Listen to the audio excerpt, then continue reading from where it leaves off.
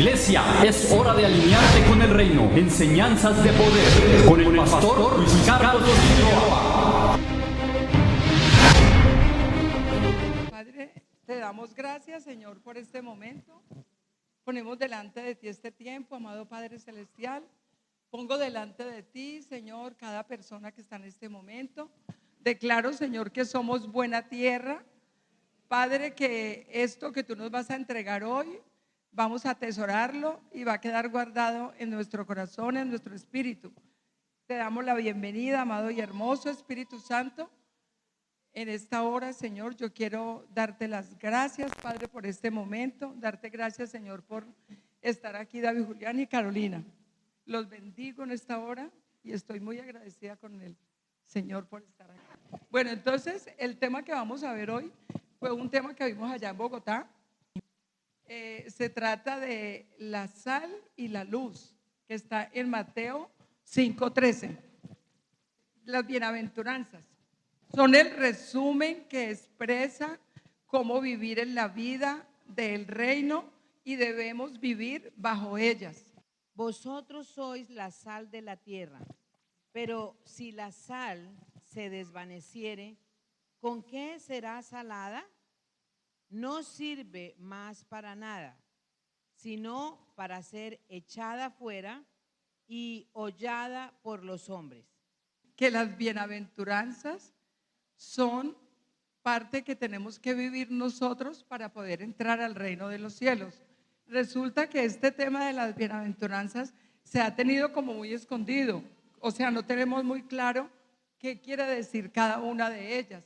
Siempre nos han hablado que las bienaventuranzas, pero entonces dice, pobres en espíritu, porque de ellos es el reino de los cielos.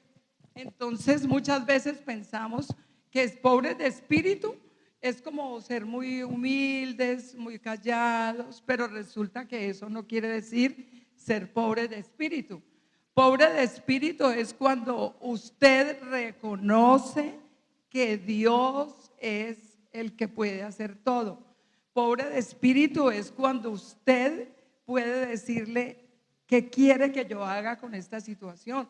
Cuando yo reconozco que no soy yo, que no es en mis fuerzas que yo hago las cosas. La segunda dice los que lloran, pero ¿por qué lloro? Entonces de pronto pensamos que llora y entonces yo lloro y estoy cumpliendo con una bienaventuranza, pero resulta que no es llorar por llorar. Debemos llorar por el pecado, debemos llorar porque desagradamos a Dios, porque le hemos fallado a Dios. Los mansos también son personas que reconocen que el único que tiene el poder es Dios. Los que tienen hambre y sed de justicia, entonces estos son los que viven con justicia, ¿sí? Que toda su vida está basada en la justicia. Los misericordiosos son aquellos que oran por los otros, que saben la necesidad del hermano y no se quedan tranquilos pensando que no, pues ese hermano no tiene que comer, no tiene nada y se queda sin irlo a ayudar. Los de limpio corazón, dice que los de limpio corazón son los únicos que verán el rostro de Dios. Y los pacificadores son aquellos que van detrás de la paz. Tenemos que buscar la paz. En todo momento tenemos que ir detrás de la paz. Y los que padecen persecución son los que vamos a padecer por seguir a Dios. O sea, que nos llamen fanáticos, que hablen de nosotros y todo eso por seguir a Dios. Entonces, más o menos, esos son las bienaventuranzas. Y dice que si usted quiere ser feliz, practique todas estas bienaventuranzas. Si no estamos practicando estas bienaventuranzas, estamos como lejitos de entrar al reino de los cielos. Bueno, entonces ahora esta diapositiva dice, ¿qué es la sal? Resulta que la sal tiene un concepto científico. Dice, la sal es una sustancia cristalina y ordinariamente blanca, soluble en agua y crepitante en el fuego. Se trata del cloruro sódico que puede hallarse en el agua de mar o en algunas masas sólidas. La sal se utiliza como condimento para sazonar las comidas y para la conservación de las carnes. Entonces, eso es un concepto científico sobre la sal, que todos sabemos para qué sirve la sal, para conservar. Ahora, otra que dice tipos de sal. Hay varios tipos de sal. Hay la sal de la mesa, hay una que es la sal de la mesa, la sal de piedra y la sal de escamas. Son unos diferentes tipos de sal, sal de escamas. La sal a nivel espiritual.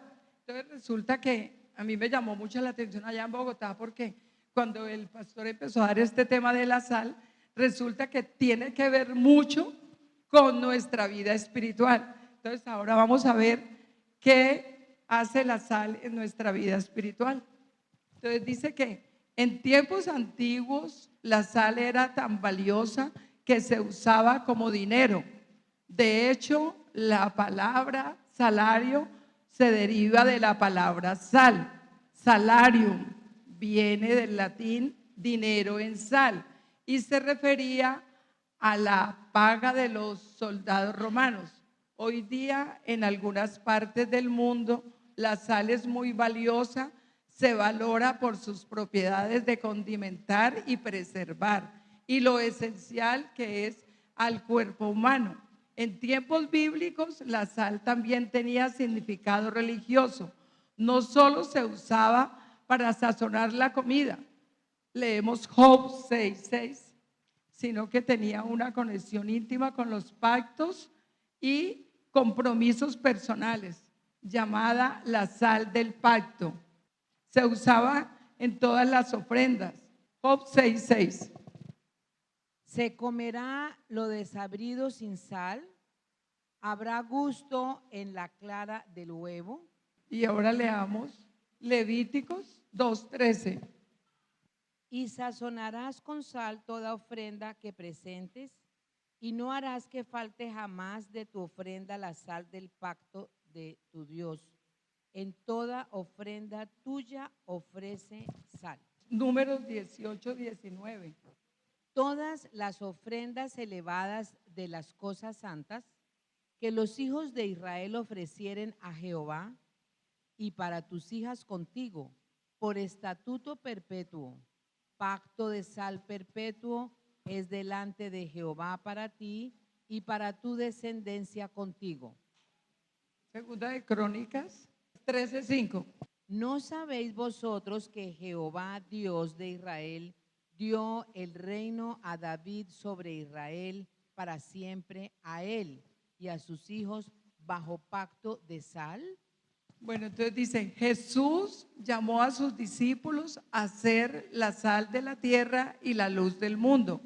Los profetas del antiguo pacto eran la sal de la tierra de Caná, pero los cristianos son llamados a ser sal de toda la tierra, porque Jesús dijo, id por todo el mundo y predicar el evangelio. ¿Cómo es que unos pocos pueden afectar al mundo entero? Trabajando silenciosamente como la sal con el evangelio de Cristo. Como un puñado de sal se dispersa a través de toda la comida, la enseñanza del evangelio se dispersa ampliamente, penetrando y llegando hasta los corazones de los hombres. Hechos 2:37. Al oír esto, se compungieron de corazón y dijeron a Pedro y a los otros apóstoles, varones hermanos, ¿qué haremos? La sal del evangelio nos limpia el alma y preserva de la descomposición espiritual. Es un pacto eterno entre Dios y todos los verdaderos creyentes. Entonces, para que vayan cogiendo como el tema de la sal, entonces la sal en nosotros nos preserva como cristianos, pero igual pues la sal que vamos a ver más adelante. Entonces, Tal como la sal era requerida en todos los sacrificios de ofrenda, los cristianos necesitan ser salados para ser la sal de la tierra. El mundo se corroe con la ignorancia y el pecado. Por esta razón, Cristo nos envía a sazonar el mundo a través de nuestra vida y enseñanza, con la sabiduría y gracia del Evangelio, para hacer aceptables a Dios a todos los creyentes fieles. Se invita el Señor a ser la sal de la tierra.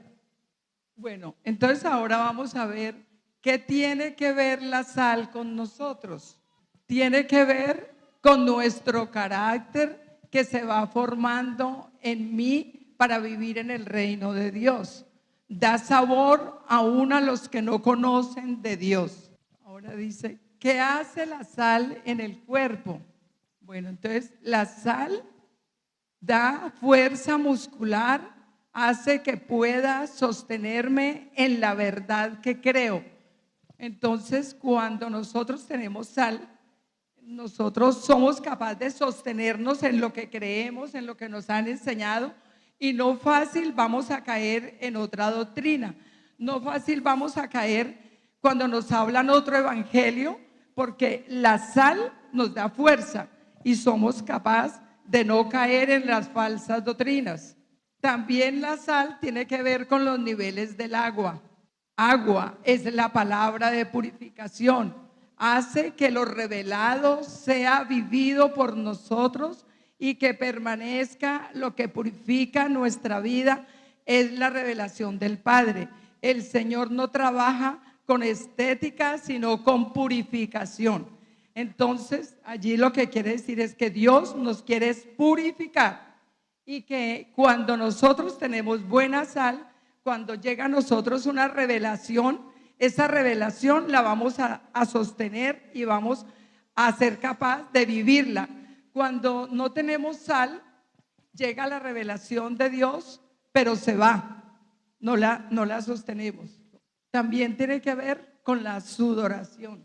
La sal tiene que ver con la sudoración. Ahora dice que la sal cura las infecciones en la boca y en el cuerpo. Con la boca es con la que más contaminamos a otros. Entonces mire como el reflejo de la llaga que hace en la boca de nosotros cuando murmuramos, cuando hablamos de otro, cuando difamamos. Entonces la sal también nos preserva de que nuestra boca sea usada mal. Ahora dice que es un regulador de impulsos nerviosos. Las emociones y sentimientos deben ser reguladas y maduradas. Aquí viene lo que son las emociones, la voluntad, los afectos, deseos y sentimientos, que tiene que ver con los nervios, con todas las emociones. Si no trabajamos las emociones, entonces por eso es que actuamos de manera como no tiene que ser. Entonces aquí habla de que los impulsos nerviosos tienen que ver con la sal, pero allí se trata de las emociones, de todo lo del alma. Bueno, cuando no se retiene sal, se pierde las batallas de la mente. La sal y el yodo trabajan bien, pero si hay faltantes de yodo, se genera un retraso mental en los infantes. Entonces, él explicaba que muchas veces la falta de sal, había niños que tenían retraso mental y era por falta de sal. Y en los creyentes, cuando no tenemos suficiente sal, entonces cuando estamos batallando en la mente, también nos la resistimos por falta de sal. Ahora dice que las características de la sal. ¿Cuáles son las características? La sal ayuda a preservar los alimentos, la sal derrite el hielo, tiene poder en la sanidad, la sal destruye bacterias y todo lo que contamina. Características del creyente con carencia de sal. Ahora entonces aquí entramos a verlo ya de la manera espiritual. Un creyente que carece de sal, la persona se debilita al hablar con otros. ¿Qué pasa entonces? Cuando un creyente no tiene suficiente sal, habla con las demás personas y se debilita. queda débil, se contamina. Las conversaciones con las personas son desagradables. O sea, hablamos con alguien y en vez de que esa persona diga, uy, qué rico hablar con esa persona, dice, uy, no, qué pereza, me fastidia hablar con esa persona. Al hablar trae muerte, división, sus consejos son peligrosos. Cuando una persona creyente está poca de sal, lo único que habla es muerte, división, y sus consejos son peligrosos. No tiene capacidad de preservación. No hay poder contra la contaminación. Cuando estamos débiles en la sal, nos contaminamos muy fácilmente. En los lugares donde vamos, quedamos contaminados. Tiene un corazón frío para Dios. Una persona que no tiene sal se caracteriza porque su corazón está frío para Dios. Un creyente hielo no le cree nada a Dios. La batalla en la mente, nivel de ineficiencia para resolver problemas, no tiene poder contra la muerte. O sea, cuando estamos muy pocos de sal, nos enfrentamos con la muerte y no somos capaces de vencerla. Lo mismo que para resolver los problemas. Entonces, cuando uno como cristiano está muy poco de sal, nos enfrentamos a una dificultad y nos vence. O sea, no tenemos la capacidad para resolver ese problema por falta de sal. Ahora dice que la sal tiene que ver con el carácter y hay un ejemplo de la esposa de Lot que le faltó carácter para vivir. Ahora venimos a mirar las características de un cristiano que tiene sal. Entonces dice, cuando tenemos suficiente sal, queremos atesorar lo que hemos recibido. Una característica de un cristiano con buena sal es que cuando recibe alimento lo quiere atesorar, lo quiere guardar, lo quiere practicar, lo quiere vivir. La sal nos sirve para que no caigamos en enseñanzas vacías. Cuando yo tengo suficiente sal como cristiano y me van a dar una enseñanza vacía, yo inmediatamente detecto y digo, no, yo no voy a escuchar eso, no lo voy a escuchar porque esa enseñanza no la puedo escuchar, pero si no, entonces caemos en toda enseñanza. Nos impide caer en el pecado y en la tentación. Cuando uno tiene suficiente sal, sí, entonces vamos a caer en pecado y en tentación, somos capaces de decir, no vamos a caer. La sal nos hace más fuertes y resistentes. Cuando habla, consuela, levanta y ayuda. Una característica de un creyente con sal es que cuando él habla, levanta, ayuda y consuela. O sea, cuando alguien no lo esté a uno consolando ni lo esté levantando, entonces no tenemos sal. Tiene poder para derribar el mal y el engaño que pervierte. Usa su boca para anular la contaminación y hablar verdad, purificar y preservar. Colosenses 4:6. Sea vuestra palabra siempre con gracia, sazonada con sal, para que sepáis cómo debéis responder a cada uno. ¿Cómo podemos preservar la sal en nuestra casa? Porque nuestros hogares tienen que estar llenos de sal. ¿Y cómo se hace? Adorando, orando, meditando en la palabra, teniendo el testimonio de vida, congregándonos y cumpliendo los mandamientos. De esta manera preservamos la sal a nuestros pequeños. Ahora tenemos unas conclusiones. La luz se pone en mesa y también la sal. Debemos trabajar en poder de ser sal y ser luz para que podamos vivir de manera más fácil todo lo que hemos aprendido. Debemos trabajar en el propio carácter. Lo que ganamos es para el beneficio del cuerpo de Cristo. La luz de Cristo debe estar conectada con nuestra lámpara. En todo lo que enseñamos haya sal y luz, es decir, haya vida y forma a otros. La sal que nos sirve va a ser hollada y pisoteada. Ahí él habló de una manera pues bien dura. donde dijo que realmente si no éramos sal y luz, que seríamos sacados, que porque realmente tendríamos que ser sal y luz. Hollar es juicio contra las tinieblas y será pisoteada por los hombres. Es importante que la sal nos preserve y no dejar que nos pisotee. O sea, como cristianos entonces tenemos es que tratar de que podamos ser sal y luz para no ser pisoteados. Cristo es luz y su luz se muestra. Es más difícil ser sal y ser luz. La sal es un tema personal. Está en el querer y hacer. Está en mí. Yo soy quien decido ser sal y luz. Si yo no decido ser esa sal y esa luz, no pasa nada. Tengo que decidirlo yo.